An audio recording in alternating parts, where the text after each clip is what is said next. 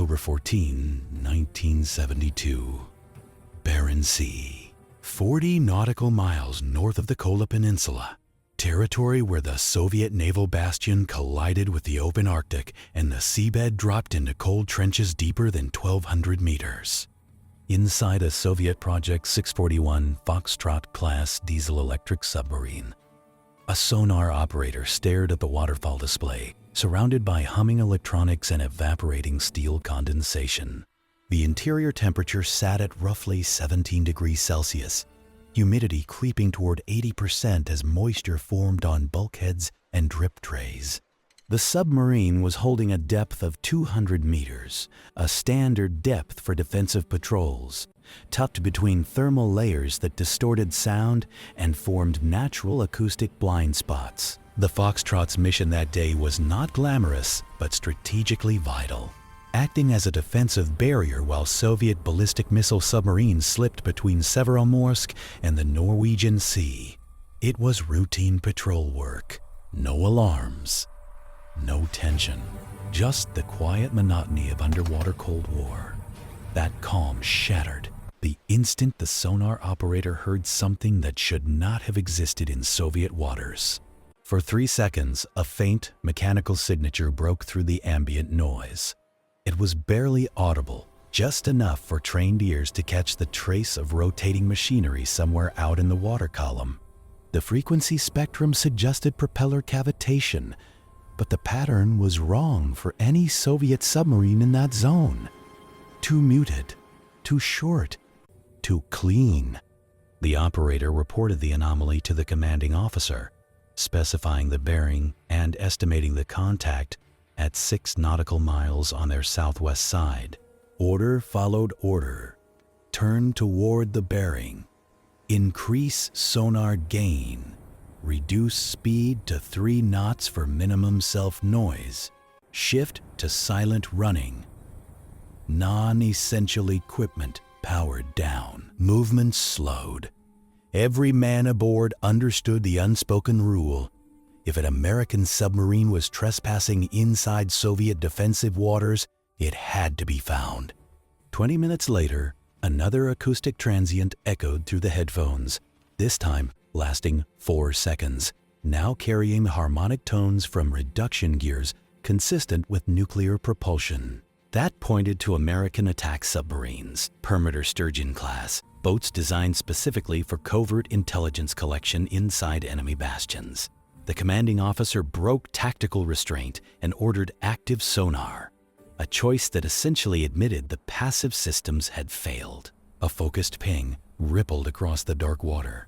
The return came back unmistakable.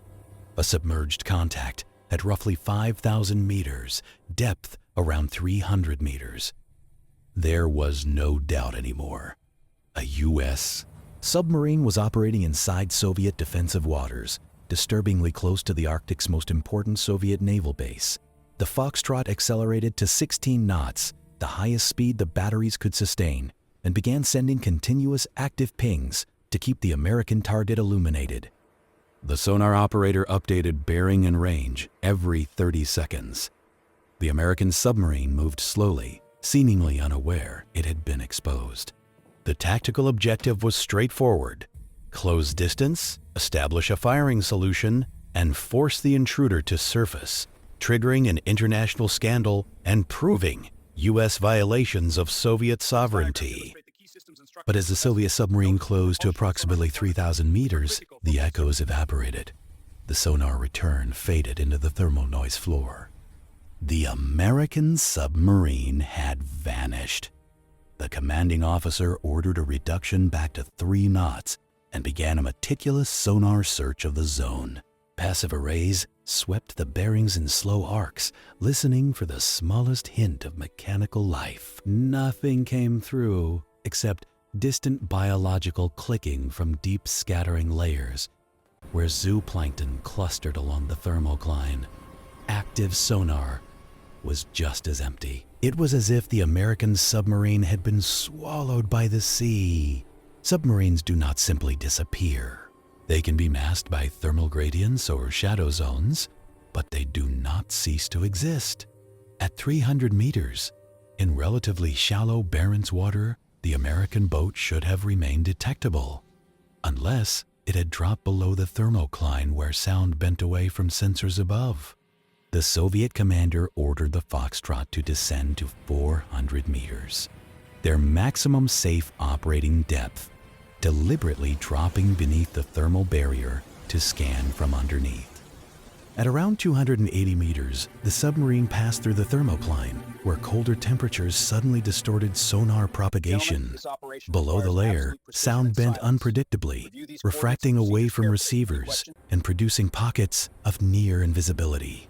Reaching 400 meters, they ran another full sonar sweep. Silence. Not a single mechanical transient suggested the intruder was anywhere near. The American submarine had either slipped away or, worse, was still there, perfectly hidden.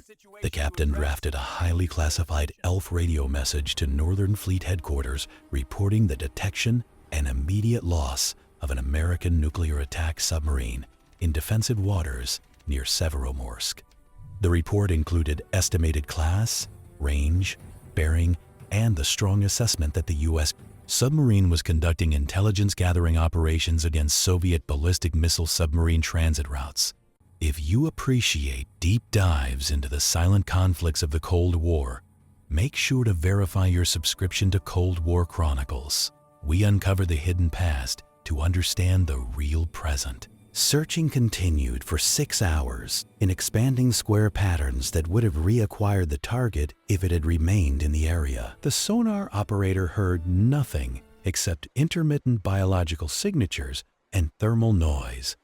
No further trace of the American submarine was found. The Foxtrot eventually returned to patrol, but morale did not recover so quickly. A foreign submarine had penetrated Soviet bastion waters, operated in the shadow of the largest Arctic naval base, and evaded tracking the moment it was challenged. The message was clear: American submarines could infiltrate at will, collect intelligence, and depart undetected unless they made mistakes. The ELF contact report reached Severomorsk within 3 hours and was forwarded to the Submarine Operations Center. A captain assigned to anti-submarine warfare planning read the document with growing unease. It did not stand alone. During the past 18 months, similar incidents had been recorded. January 1971, a Project 671 Victor-class submarine briefly detected a signature matching an American attack submarine near Polyarny Naval Base. Contact lost within minutes. June 1971. Coastal sonar arrays near Severomorsk picked up transient noise during ballistic missile submarine departures. Never confirmed. March 1972. Another Project 641 Foxtrot detected a suspected U.S. submarine inside ballistic missile patrol areas in the Norwegian Sea. Contact lost shortly after. August 1972. Multiple submarines reported acoustic transients implying that American boats were operating simultaneously across several Barents sectors. October 1970. 2. The current detection. The pattern was impossible to ignore. American submarines were routinely infiltrating Soviet bastions, conducting reconnaissance on the most sensitive elements of the Soviet nuclear deterrent. The ballistic missile submarine forces represented the sea-based leg of Soviet strategic retaliation. If U.S. attack submarines could trail them during patrol, they could maintain targeting solutions and neutralize them in a crisis. The implications reached far beyond naval pride. They struck at the heart of nuclear deterrence. The ASW captain drafted a classified memorandum for Fleet Admiral Georgy Mikhail Yegorov, summarizing the infiltration pattern and recommending drastic improvements in anti-submarine warfare posture. The memo noted that American submarines seemed to operate with precise knowledge of Soviet patrol schedules, suggesting either extremely advanced evasion tactics or leaks revealing Soviet submarine positions. Even more disturbing, American submarines were approaching close enough to Soviet bases to gather high-value data, yet remaining deep and quiet enough to avoid sustained tracking. The memo reached Admiral Yegorov's desk within a day. He convened a meeting with Submarine Force Command and Naval Intelligence at Northern Fleet Headquarters, a secured room lined with massive maps of the Arctic, showing ballistic missile transit routes, patrol areas, and red markings indicating suspected U.S. submarine contacts clustered around the most strategically sensitive areas. Fluorescent lights hummed overhead. Cigarette smoke drifted in heavy layers, and tension weighed over every chair. Then the Admiral asked the only question that mattered. How are American submarines repeatedly entering our defensive waters without detection until they are already deep inside our bastion? The officers offered theories, none comforting. Boats used superior acoustic quieting, evading detection until they accidentally produced a noise transient. Another suggested that U.S. submarines possessed detailed bathymetric charts of the Barents Sea bed, identifying acoustic shadow zones where Soviet search patterns were blind. A third speculated that U.S. submarines monitored Soviet communications and adjusted their positioning in near real time. None of the explanations sounded like excuses. They sounded like failures. Naval intelligence analysts weighed in.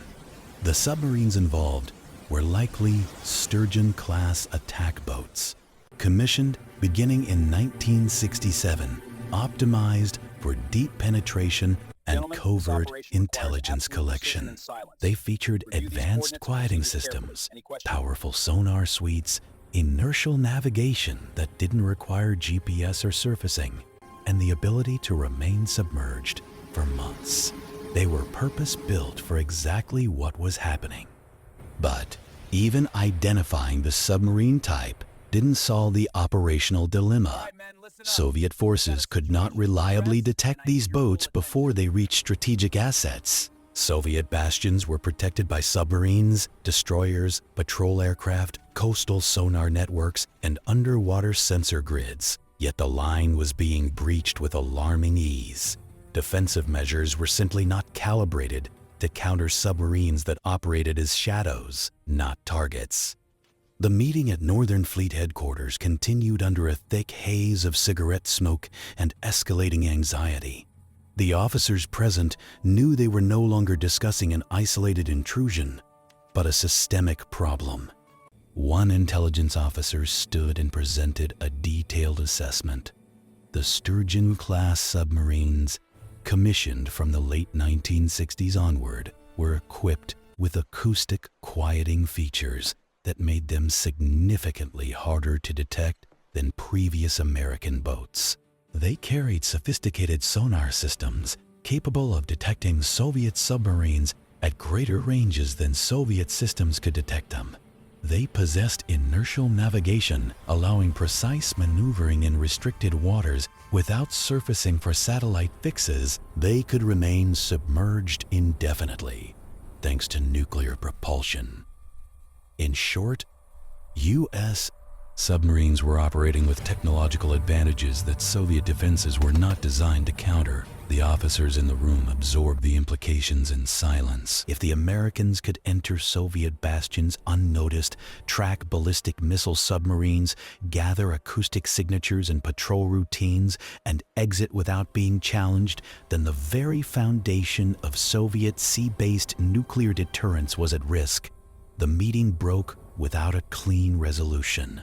Admiral Yegorov ordered incremental measures: more patrols in areas of suspected infiltration, increased sensitivity on coastal sonar networks, and expanded intelligence efforts aimed at understanding American submarine capabilities.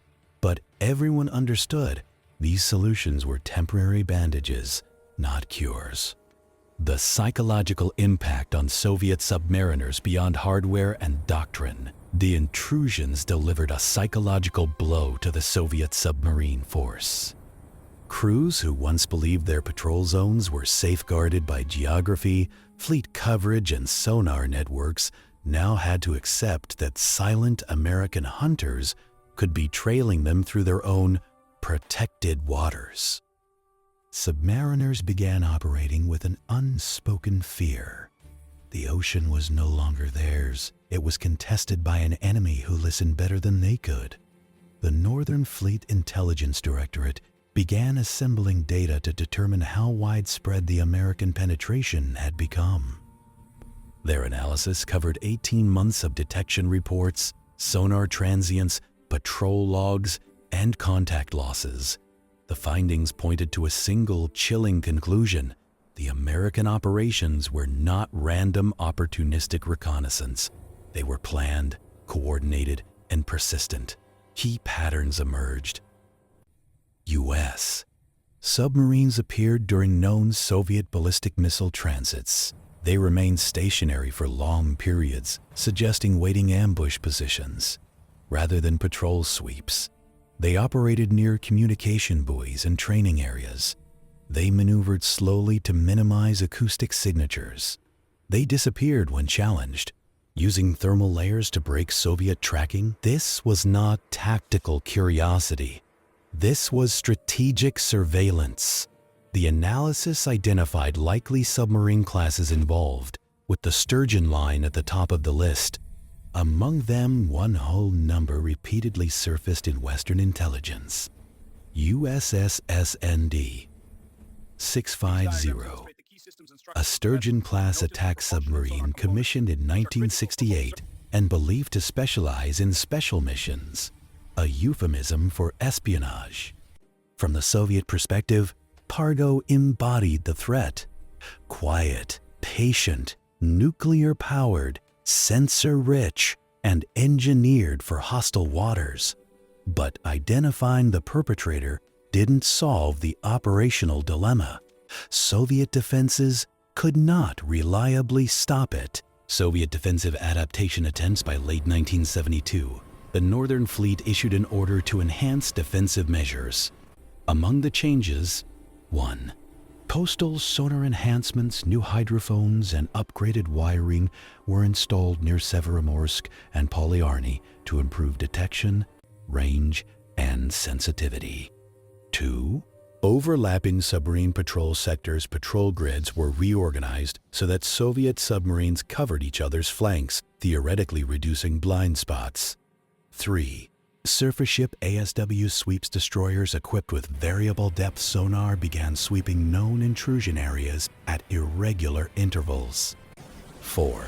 Maritime patrol aircraft patterns. Bear and May aircraft dropped patterns of sonobuoys across the Barents to catch deep diving intruders. These measures cost resources and manpower, and yet none solved the fundamental issue. Improvements increased contact probability, but did not guarantee detection or interception. The thermal layers and sound propagation anomalies of the Barents Sea remained natural shields for quiet submarines. American boats simply adapted by moving slightly deeper, remaining stationary for longer periods, slowing to near zero speed, exploiting shadow zones more aggressively, accepting occasional detection as part of the mission risk profile. It became obvious that Soviet changes were reactive rather than proactive, and the Americans could see the adjustments through acoustic sensing and hydrographic mapping, then adjust accordingly. Changes in Soviet submarine training and culture. The Soviet response was not limited to hardware. It reshaped fleet culture. Submariners were briefed that American attack submarines could be anywhere, using quieting and thermal concealment to watch, listen, and record. They were instructed to scan for acoustic anomalies before surfacing, change depth more frequently, vary transit corridors between naval bases and patrol areas, report even minor sonar transients. Morale took a hit. The idea that they might be under surveillance at all times without knowing where or by whom introduced a new professional stress. Crews began questioning whether their own submarines were technically competitive. They knew the Soviet Navy built submarines for speed, deep diving, and heavy armament, not for silence. The Americans had done the opposite. And now the advantages were clear.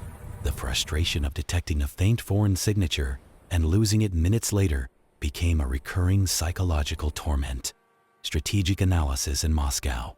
By late 1972, the Naval Intelligence Center in Moscow assembled strategic-level assessments for senior leadership. Their reports concluded that American submarines were not merely observing Soviet fleet behavior. They were collecting acoustic signatures of ballistic missile submarines, transit routines between bases and bastions, patrol zone preferences, communication frequencies and patterns, navigation procedures, deployment schedules. This data would allow U.S. attack submarines to maintain continuous tracking of Soviet SSBNs in the event of a crisis. And that changed the nuclear equation. Sea-based deterrence borrowed its credibility from survivability. The idea that ballistic missile submarines would endure long enough to fire second-strike nuclear salvos, even if land-based silos and bomber bases were destroyed. But if American submarines could maintain trailing positions in peacetime, they could eliminate Soviet SSBNs in wartime before they ever launched a missile. This meant sea-based deterrence could be compromised at the moment it mattered most. The assessments raised alarming questions. How long had the United States been conducting these operations? How much intelligence had already been gathered?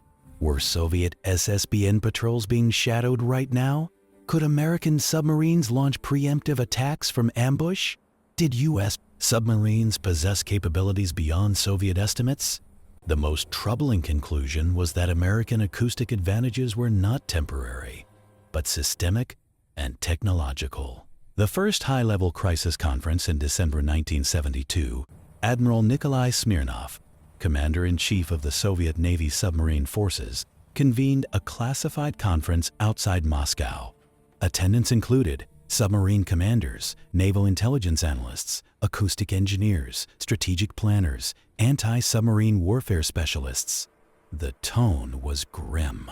Smirnov opened the conference by acknowledging that American submarines were demonstrating capabilities the USSR had not anticipated.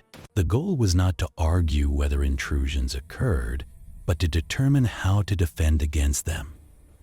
Submarine commanders shared encounter reports describing how U.S. boats behaved during contacts. They halted for hours or days to reduce flow noise. They positioned near choke points and wait rather than patrol. They avoided rapid depth changes. They only revealed themselves when they maneuvered or started machinery. The American operating philosophy was clear: wait, listen, collect intelligence, avoid movement, avoid detection. This was fundamentally different from Soviet aggression-oriented doctrine. Next, acoustic engineers stepped in with uncomfortable technical realities. They confirmed that Sturgeon-class submarines had machinery mounted on isolation rafts, advanced propeller designs reducing cavitation, anechoic hull coatings absorbing active sonar pings, internal damping systems reducing vibration transmission. They estimated that modern American submarines were roughly 20 decibels quieter than contemporary Soviet submarines. In acoustic warfare, 20 dB is not a small difference. It represents a reduction in radiated sound of nearly 100 times. It meant American submarines were not just slightly quieter, they were operating below Soviet detection thresholds. Some officers sat back in disbelief. Others nodded silently, having suspected it for months. The painful conclusion arrived. The Soviet Navy could not reliably detect American submarines unless the Americans made acoustic mistakes. And mistakes are not a strategy. By the time the classified conference adjourned, there was no more room for denial. American submarines possess stealth characteristics and operational discipline the Soviets could not neutralize with existing technology. The most alarming section of the conference came when strategic planners discussed what the American intelligence collection meant for nuclear war scenarios. Sea-based nuclear forces were designed as a second strike insurance policy. the survivable leg of the nuclear triad. Ballistic missile submarines, SSBNs, carried nuclear warheads to sea so that even if the homeland was hit first, a retaliatory strike remained guaranteed. But if American attack submarines, SSNs, could detect, identify, trail, and monitor Soviet SSBNs during peacetime, then those same U.S. submarines could eliminate Soviet strategic assets during a crisis. Before a single missile could exit its launch tube, the planners outlined nightmare scenarios. Scenario 1. Peacetime trail, wartime kill. U.S. submarines shadow SSBNs in peacetime, maintain firing solutions, and neutralize them on command. Scenario 2. Bastion penetration, base choke point, ambush. U.S. submarines position near Soviet naval bases and destroy SSBNs as they depart, turning the bastion into a kill zone. Scenario 3. Continuous acoustical profiling. Years of recorded acoustic signatures allow American sensors to uniquely identify each Soviet submarine by sound print, enabling rapid reacquisition after temporary loss. The final scenario was especially chilling for the analysts. Once recorded, they become fingerprints for future detection. Strategic planners realized that American submarines were not hunting for tactical kills. They were building a strategic library of Soviet acoustic identities, Soviet counter-arguments, and internal conflicts. Some officers pushed back. They argued that the Soviet Navy could camouflage SSBN patrols through randomized departure schedules, multiple transit corridors, dummy transmissions, electronic deception, protective screens of Soviet attack submarines. Others countered that these measures might disrupt temporary tracking, but would not prevent long-term American surveillance. The Americans were collecting patterns, not just positions. A third group argued that Soviet SSBNs could be moved to more distant patrol zones in the Arctic ice cap, creating natural acoustic barriers. But that required submarines with under-ice capabilities, which at the time were limited. The debate revealed a fragmented response. Engineers wanted quieter submarines, tacticians wanted better ASW strategies, intelligence wanted to identify the American boats, strategists wanted to secure the nuclear deterrent. But none of them could present a complete solution. The cold truth. Technological lag. The final technical presentations were devastating.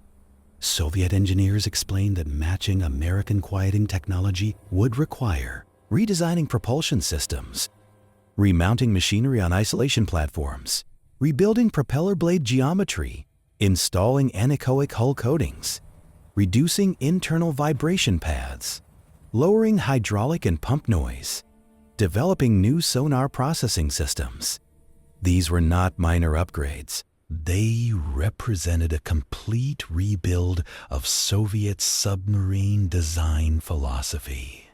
The conference concluded with Admiral Smirnov issuing orders for accelerated development of quieter submarines, improved sonar processing, new operational doctrines, revised protectorate patterns for SSBNs.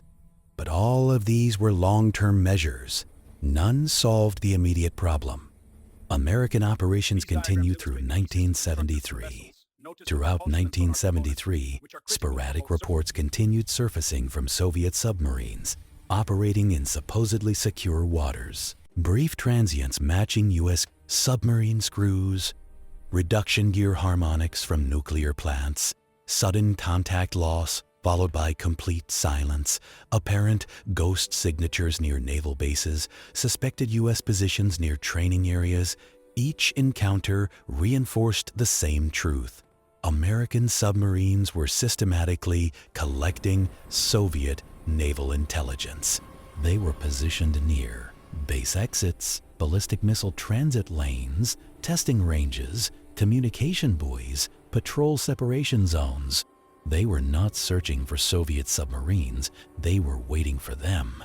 The question no one wanted to ask by mid-1973, a single question circulated through classified circles. If the Americans are doing this in peacetime, what happens in war? The intelligence assessment practically answered itself.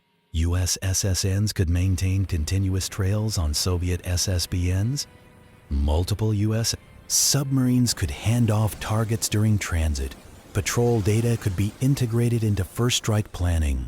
Soviet deterrent submarines could be destroyed before launch.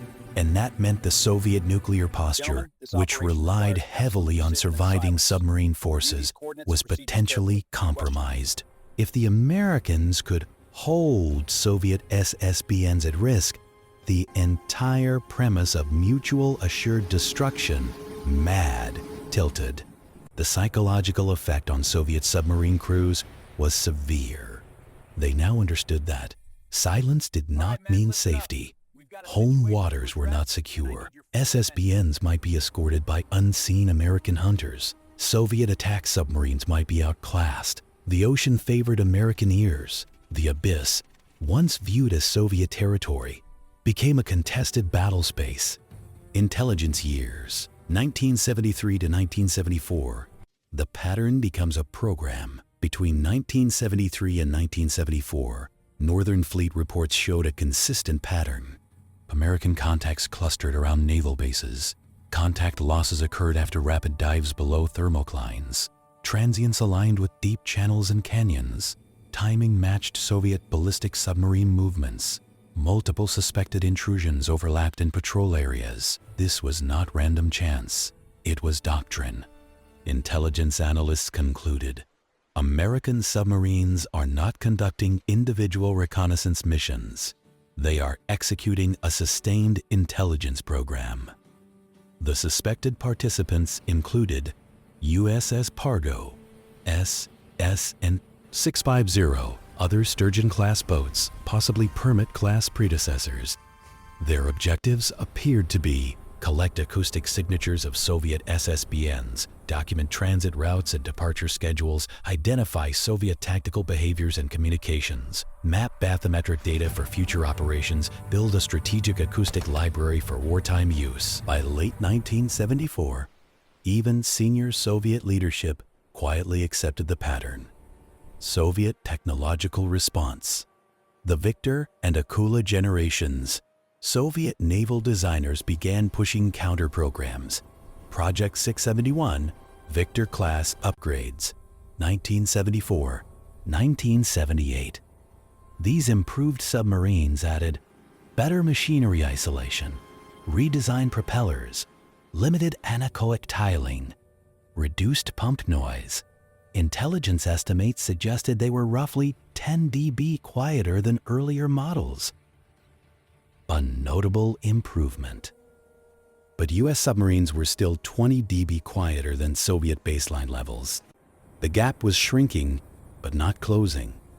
Later, Project 971 Akula-class boats, mid-1980s, would mark a turning point, nearing American acoustic performance. But this was years away. And even then, the Americans would respond with improved Los Angeles-class, Seawolf-class designs. It was a technological arms race, and the Americans had started decades earlier. Cultural adaptation in the Soviet fleet.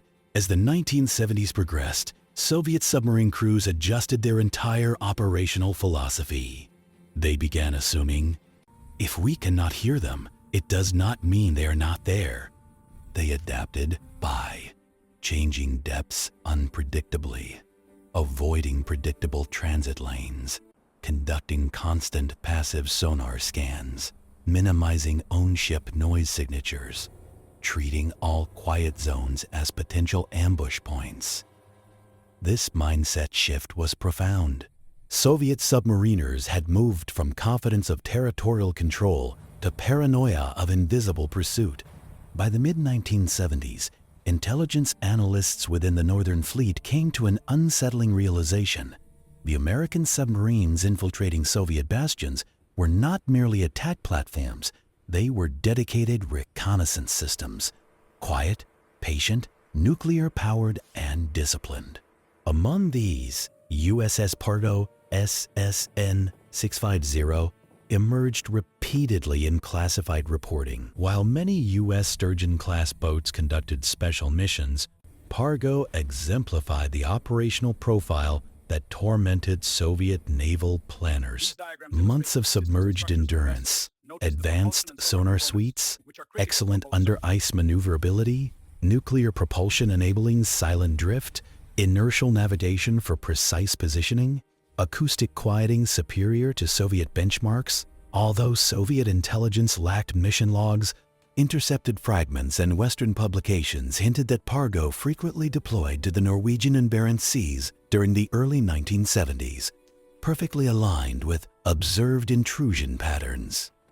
The bastion concept under stress as the 1970s progressed. The Soviet Navy adopted what became known as the bastion strategy, protecting ballistic missile submarines by keeping them within heavily defended coastal or near Arctic zones rather than sending them into the open Atlantic. The idea was simple on paper: concentrate defenses, surface ships, submarines, aircraft, deny access to Western submarines, preserve the survivability of SSBNs. The chosen bastions included the Barents Sea, Northern Fleet, the Sea of Okhotsk, Pacific Fleet. However, the bastion model depended on one critical assumption: American submarines must not be able to infiltrate the bastion. The American operations of 1971, 1974 proved that this assumption was flawed. American Sturgeon-class boats had already demonstrated that they could breach Soviet defensive lines, track SSBNs close to base exits, gather signatures inside the bastion itself, vanish when challenged, escape undetected into open waters. Thus, even after the bastion strategy was formally implemented, its core premise was already compromised. USS Pargo and the expansion of Arctic reconnaissance. By the late 1970s, American submarines pushed even deeper into the Arctic environment. Ice-covered waters provided natural acoustic advantages and reduced Soviet ASW coverage. It was in this era that USS Pargo's reputation expanded into under-ice reconnaissance, a capability few submarines in the world possessed at the time. Under the polar ice, American submarines conducted missions such as mapping Arctic seabeds, testing sonar performance in layered ice conditions, tracking Soviet submarine movements north of the Kola Peninsula, collecting acoustic data in ultra-quiet environments. To a Soviet strategist, this was devastating. The Arctic, once considered a natural barrier, had become a sanctuary for American surveillance platforms. The arrival of Delta and Typhoon SSBNs, Soviet strategic planners responded to American pressure by expanding their SSBN fleet. Two designs defined this era: Project 667B Delta-class, early to mid-70s, longer-range SLBMs, SS and A/S and 1-8 allowed bastion patrols without entering the Atlantic. Project 941 Typhoon-class, 1980s, the largest submarines ever built, designed to operate under the ice layer, carried long-range R-39 SS-20 missiles. To external observers, these platforms represented technological triumphs, symbols of Soviet strategic power. But inside Soviet intelligence and submarine command circles, doubts lingered. Were bastions truly defensible? Were American submarines already inside? Could U.S. boats trail typhoons under the ice? Would the deltas be eliminated before launch in a crisis? The more impressive the Soviet designs became, the more troubling the vulnerability became if the Americans were already watching them. American technological leap, the improved Los Angeles and Seawolf generations while the Soviet Union introduced Delta and Typhoon SSBNs. The U.S. Navy was not static. American submarine development accelerated with 1.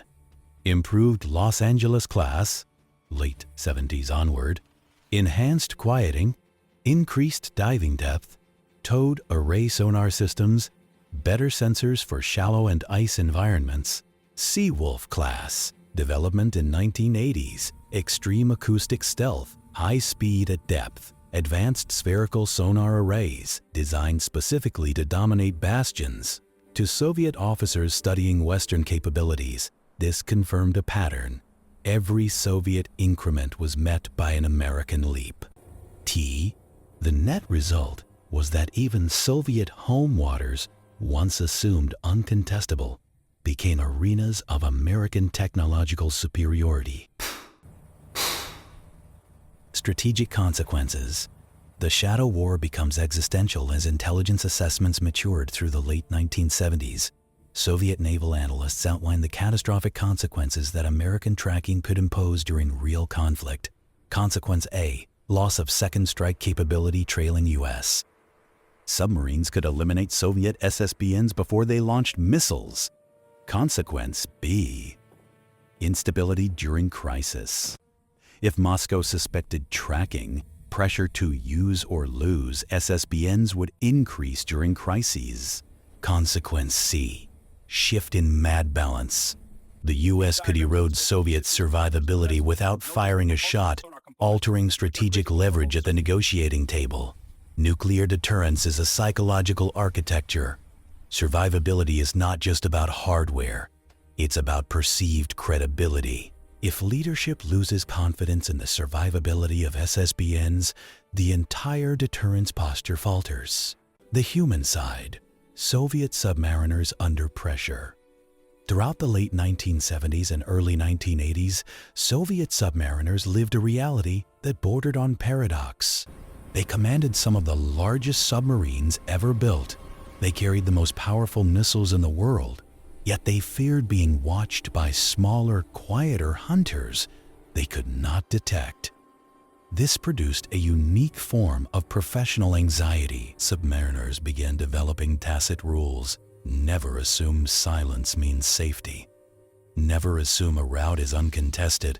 Always vary speed and depth. Always treat thermal layers as hiding places for somebody else. Always assume someone is listening. The psychological shift was profound. The Soviet Navy had moved from dominance of geography to survival in uncertainty. The accumulation of American advantage, American intelligence operations were not merely tactical successes. They were compounding investments. Every patrol yielded better acoustic libraries, better bathymetric maps, better environmental models, better doctrine for covert trailing, better strategic planning inputs, better crisis management leverage.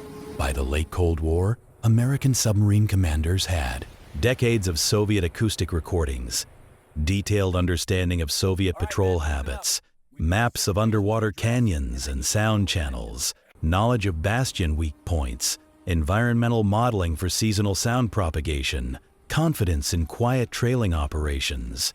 The Soviet Navy, by comparison, had incomplete data and defensive doctrine that often arrived years too late.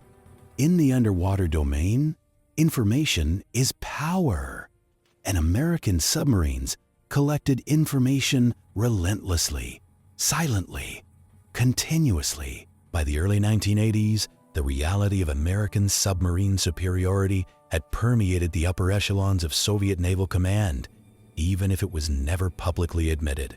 The conflict had shifted from sporadic detection issues to a full-blown strategic imbalance accelerated by silence, patience, and technology. Under ice operations and the Arctic chessboard, during the 1980s, the Arctic environment became a new operational frontier. While both Soviet and American submarines possessed under-ice capabilities, the U.S. Navy increasingly demonstrated proficiency in long-duration Arctic patrols, surfacing through ice fields, navigating under multi-year ice sheets, using under-ice acoustic channels for stealth submarines like USS Pargo, became central players in this domain, repeatedly venturing beneath the ice cap to collect environmental acoustic data, monitor Soviet SSBNs operating under ice cover, map the seabed and ice ridge formations, perfect Arctic navigation techniques.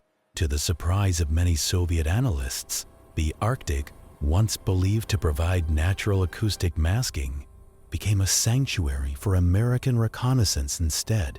This reversed expectations completely. The Soviets considered the Arctic their defensive stronghold, yet U.S. submarines turned it into a listening platform. Soviet technological catch-up. Akula enters the game. The introduction of the Project 971, Akula-class, in 1984 represented the first time Soviet engineers produced a submarine comparable in quieting to American contemporaries. Western intelligence noted reduced radiated noise, improved machinery damping, advanced propeller design, partial anechoic hull tiling, comparable speed and depth envelopes. For the first time since the 1960s, American analysts admitted that the acoustic gap was narrowing, but the U.S. Navy was already fielding improved Los Angeles-class submarines, the evolving Seawolf program, towed array sonar improvements, better computing and signal processing. Thus, while the Soviet Union finally entered the contest acoustically, the U.S. Navy remained several years ahead in sensor fusion, oceanography, and trailing doctrine. Delta and Typhoon under surveillance. Contrary to public perception, the arrival of the Delta III/IV and Typhoon SSBNs did not eliminate the American advantage. These boats could launch missiles from home waters, theoretically reducing exposure. Yet intelligence assessments from both sides acknowledged a darker possibility. Even at home, they might be watched.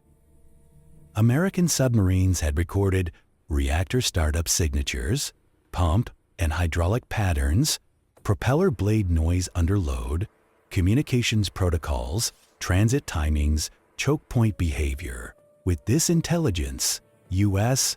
SSNs could predict departure schedules, position in advance, trail quietly from bastion exits, maintain distance in acoustic shadow zones, hand off tracking between submarines. The Soviets suspected this but rarely confirmed it. Suspicion was enough. Crisis periods expose vulnerabilities. During geopolitical flashpoints, such as the 1970 Soviet invasion of Afghanistan or the 1983 NATO Able Archer scare, submarine tracking intensified dramatically. Soviet SSBN commanders understood that silence was survival, noise was vulnerability, detection meant potential destruction. American SSNs, meanwhile, treated these periods as prime intelligence windows. In such moments, the underwater conflict took on an existential quality. Soviet commanders wondered whether their boats were alone in the ocean, or whether unseen American submarines waited silently behind thermoclines.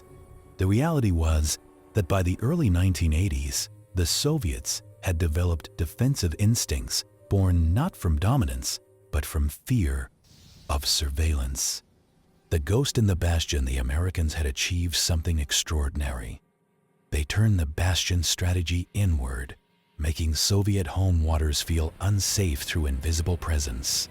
For Soviet submariners, the ocean shifted from being a protective shield to a hunting ground controlled by someone else.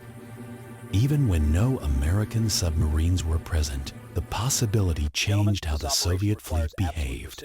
That psychological transformation was, in itself, a strategic victory beyond official admission. Throughout the 1980s, scattered statements from retired Soviet officers, engineers, and analysts began acknowledging, quietly, what could not be said openly during the Cold War. Common themes emerged. American submarines were quieter, American sensors were more advanced, American tracking techniques were superior, Soviet bastions were penetrable, strategic submarines were vulnerable. None of these statements were official policy, but they revealed a consensus formed behind closed doors. The Soviet Navy gradually recognized that ballistic missile submarines were protected by distance, not by silence. The Americans, meanwhile, had convinced themselves, correctly, that Soviet SSBNs could be held at risk during war. The strategic outcome of the silent war by the late Cold War, Western analysts concluded that American submarines held the initiative. The U.S. Navy dictated the terms of underwater engagement. Soviet SSBNs were not guaranteed survivors, which undermined the credibility of Soviet second strike capability. Deterrence, stability was asymmetrical. The U.S. enjoyed confidence in its sea leg. The Soviets did not. Information, not torpedoes, won the contest. Acoustic profiling, oceanography, signal processing, and doctrine mattered more than raw firepower. In other words, the real Cold War under the sea was won long before any missile was ever fired. USS Pargo's legacy in the silent conflict, although many operational details remain classified. Pargo's legacy is evident in under-ice navigation research, acoustic data collection in Soviet bastions, mapping strategic underwater terrain, tracking Soviet SSBN routes, recording environmental models for future warfare.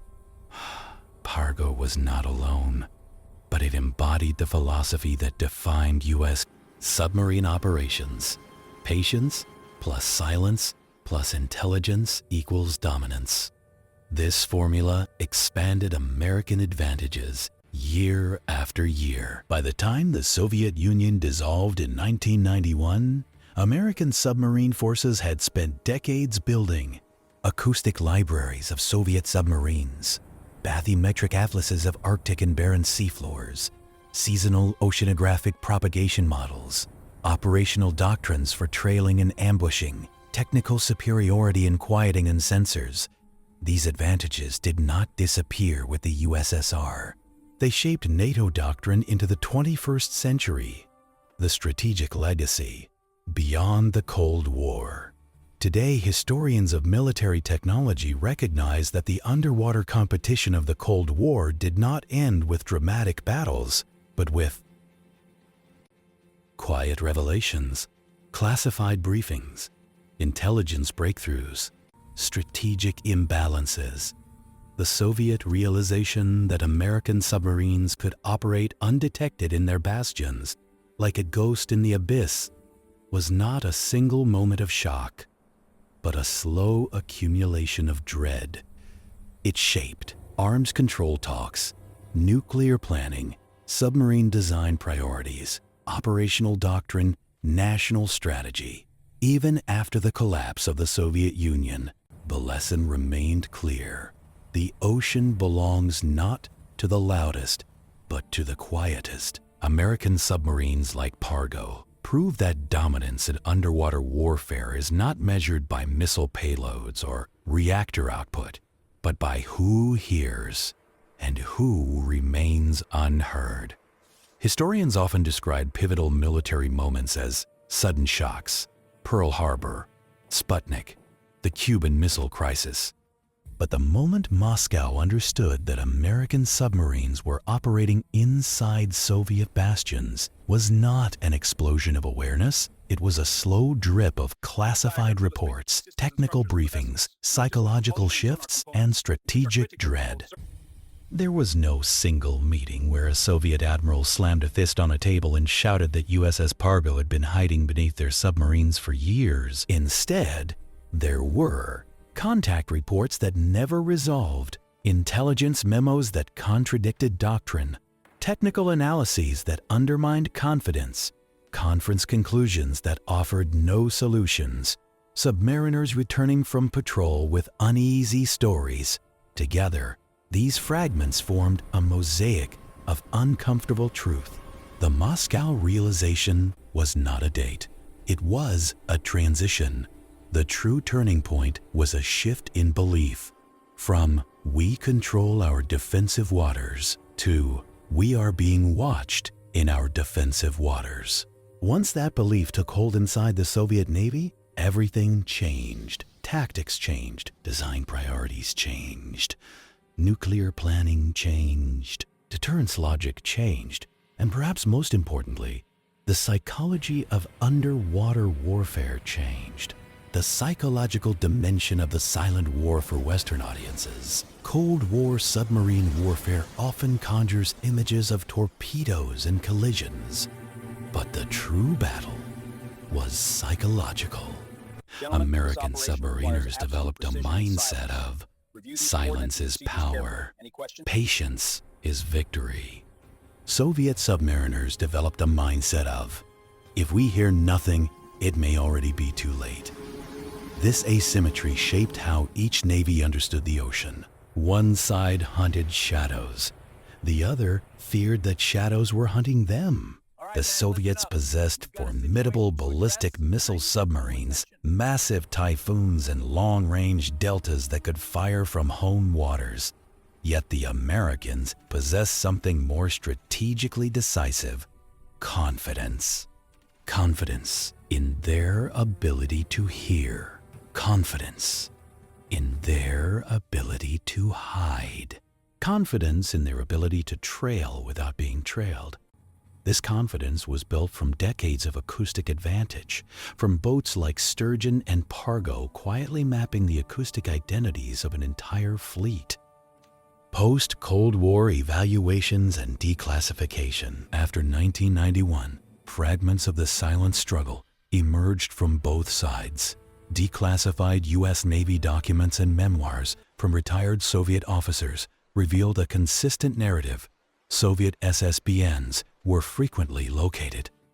Soviet bastions were not impermeable. U.S. submarines trailed Soviet SSBNs for extended periods. American acoustic technology was significantly superior.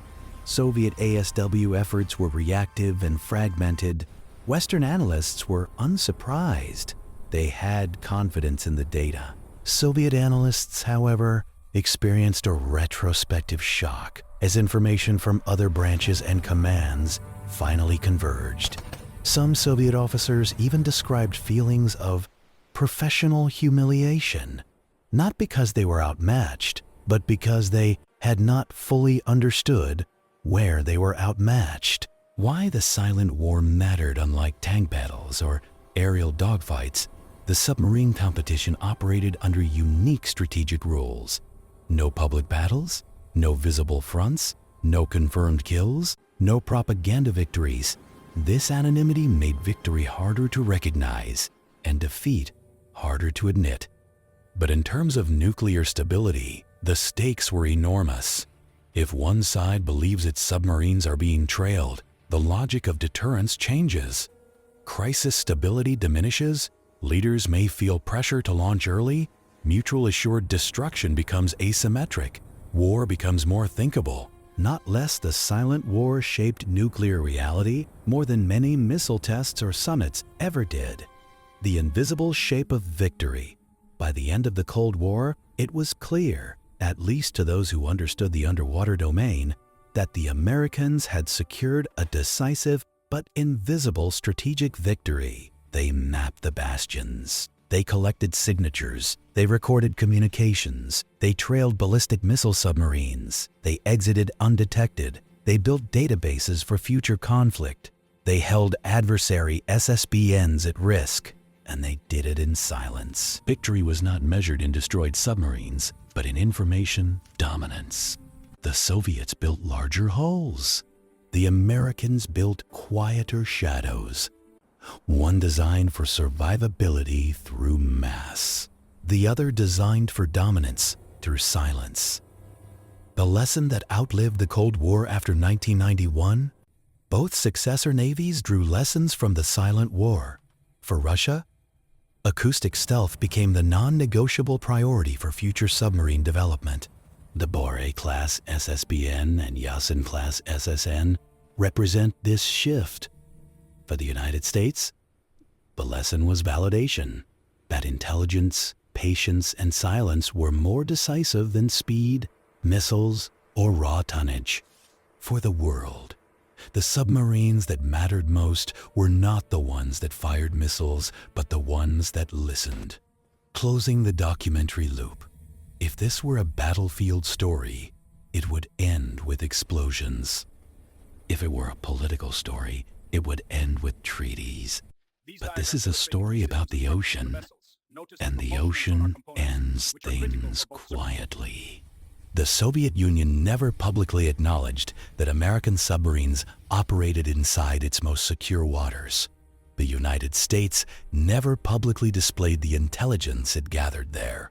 Yet the evidence sits in declassified memos, sonar logs, retired officer testimonies, and the design philosophies of submarines that came after.